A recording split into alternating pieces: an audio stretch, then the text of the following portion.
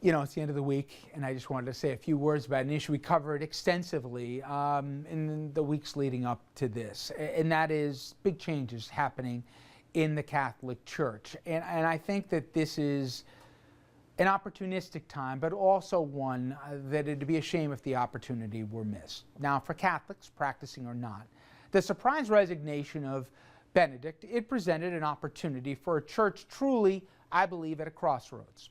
For those of us who show up on Sunday, the choice of the new pontiff, it'll go a long way to answering whether we, the laity, would finally be heard.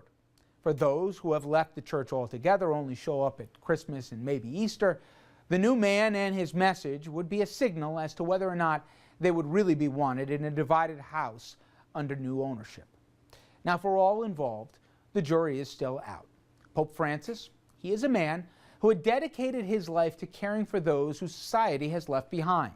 His distaste for the trappings and his love of the poor are hopeful signs that the Curia in Rome are about to get a reality check and maybe and hopefully in many cases a new address. His compassion, it is a hopeful reminder that feeding the hungry and the naked, clothing them, is what our church is based on much more than the culture wars. Church leadership has in recent years been all too eager to wage those wars.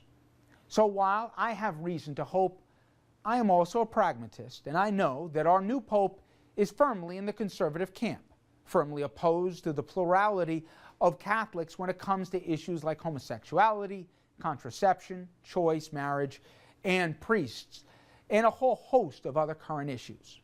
But I, for one, don't see this break with the laity as the new pontiff's biggest challenge. Francis, he must restore the faith, not in a higher power, that's already there, but restore the faith with the church leadership that seemingly is more aligned with hypocrisy than it is with authority. Much as the Vatican and the Archdiocese would love to imagine that the abuse scandals are a thing of the past, all the cardinals needed to do was look at the empty seats in their conclave where their colleagues sat home either delivering depositions or too shamed to board a plane because of their roles in covering up scandals or abused children were the common denominator. Now, while the stain persists, my church has seen fit to sit in judgment of others whose so-called failings are accepted by society largely, while theirs in the church are among the most horrific imaginable. Now, I'm tired of being frustrated with an institution whose success I openly root for. Pews are not as full as they used to be. Neither are the offertory baskets. Parochial schools are shuttering in alarming numbers, and seminaries are in many cases ghost towns.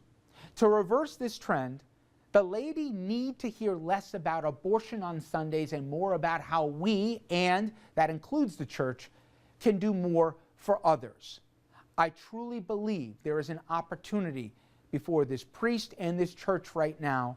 I truly hope, with the world watching, the opportunity doesn't go wanting. We're going to wrap things up when we return. Please stay with us.